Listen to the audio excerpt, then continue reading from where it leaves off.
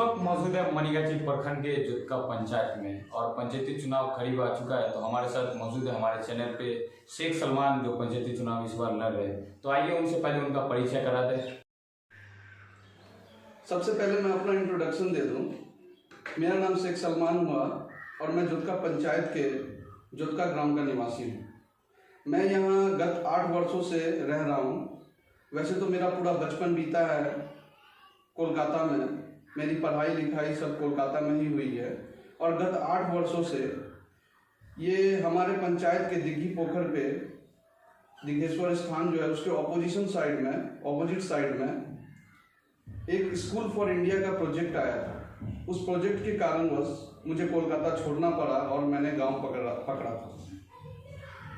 उसके बाद मैंने एक पंचायत चुनाव यहाँ देखा, जो 2 पंचायत चुनाव थे। उसमें जो हमारे लोकल नेताओं का जो मुद्दा था, उस मुद्दे से मैं संतुष्ट नहीं हो पाया, क्योंकि जो मुद्दा होना चाहिए इस रूरल एरिया में, उस मुद्दे पे वो लोग चुनाव नहीं लड़ते। उनका मुद्दा होता है पक्की सड़क, मिट्टीकरण, बिना मतलब के मिट्टीकरण, जिसकी कोई ज़रूरत ही नहीं, सिर्फ ठेकेदारी करना और अपनी जेबें भरना, अपने बैंक बैलेंस को बनाना।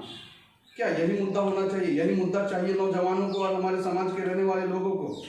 जी नहीं, बिल्कुल नहीं। मैं तो सहमत नहीं हूँ इस बात में। मुद्दा सबसे बड़ा चीज़ जो है आजकल देखा जाए तो हर इंसान की ज़िंदगी में सबसे बड़ा मुद्दा होना चाहिए शिक्षा और स्वास्थ्य। और इस शिक्षा और स्वास्थ्य के लिए लोगों ने आज बड़े बड़े बिजनेस चला रहे हैं लोग और मोटी कमाई कर रहे हैं।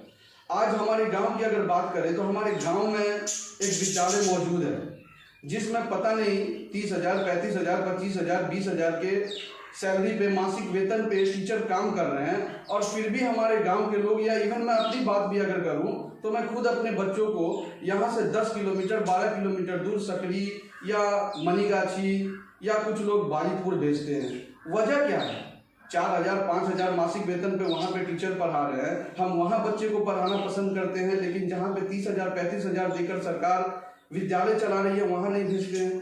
तो कहीं ना कहीं इसमें गलती सरकार की नहीं है। सरकार तो अपना काम बाखूबी कर रही है, वो वेतन टाइम पे दे रहे हैं, टीचर आ रहे हैं, लेकिन हम उनसे काम करवा नहीं पा रहे हैं।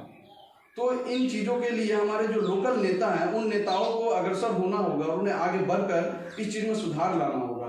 वैसे ही बात करें अगर स्वास्थ्य की, तो आज अगर थोड़ी सी भी कोई प्रॉब्लम होती है तो उसके लिए हमें सकरी या 50 किलोमीटर दूर DMCH दरभंगा या मनीगाछी रेफर अस्पताल का सहारा लेना पड़ता है। बहुत बार ऐसा देखा गया है कि यहाँ से जब पेशेंट निकलते हैं, मरीज निकलते हैं, तो रास्ते में ही दम तोड़ देते हैं। इसका वजह क्या है? क्या शिक्षा और स्वास्थ्य हमारे लिए जरूरी नहीं है? तो मेरा जो मुद्दा है शिक्षा और स्वास्थ्य, ये मुद्दों में सबसे ऊपर का मुद्दा होना चाहिए।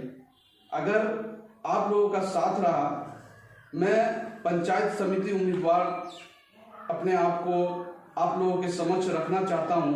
आप लोगों का साथ रहा तो निश्चित रूप से मैं आप लोगों से ये वादा करता हूं कि मुद्दे तो बहुत सारे हैं, लेकिन सबसे बड़ा मुद्दा शिक्षा और स्वास्थ्य है, जिसके जरिए हमारा भविष्य जुड़ा हुआ है। बच्चे कल के भविष्य हैं। सबसे पहले हमें शिक्षा और स्वास्थ्य की ओर बढ़ना पड़ेगा। तो अगर आप लोग मुझे स्वीकार करते हैं तो निश्चित रूप से मैं ये वादा करता हूं कि अपने इस पंचायत में शिक्षा और स्वास्थ्य को लाने के लिए जहां भी जितने भी कदम उठाने पड़े, जो भी करना पड़े, मैं करने के लिए तैयार रहूंगा। सिर्फ आप लोगों का साथ चाहिए मुझे, और निश्चित रूप से मैं जो वादा कर रहा हूं उसे पूरा करूंगा।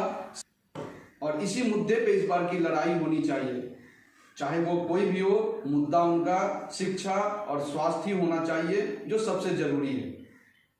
और नौजवान दोस्तों, खासकर मैं आप लोगों से ये रिक्वेस्ट करता हूं कि इस बार का चुनाव जात पात के ऊपर आप ना दें। जात पात के नाम पर हमने देखा है गत कई वर्षों से चुनाव होते हुए आए हैं, जिसका खामियाजा हमें भुगतना पड़ता है। हम अपना समझकर जिसे चुनते हैं वो अपना नहीं रहता, वो जीतने के बाद हमें धोखा देने का काम शुरू करता है और हमारी पीठ पे खंजर भोंकने का काम करता है। वैसे नेताओं को इस बार आप बाहर का रास्ता दिखाएं और पढ़े लिखे नौजवान लोगों को इस बार आप चुने और जात पात के मुद्दे को छोड़कर एक नई सोच, नई उम्मीद के साथ नए नेताओं को चुने। बहुत बहुत धन्यवाद आप लोगों का।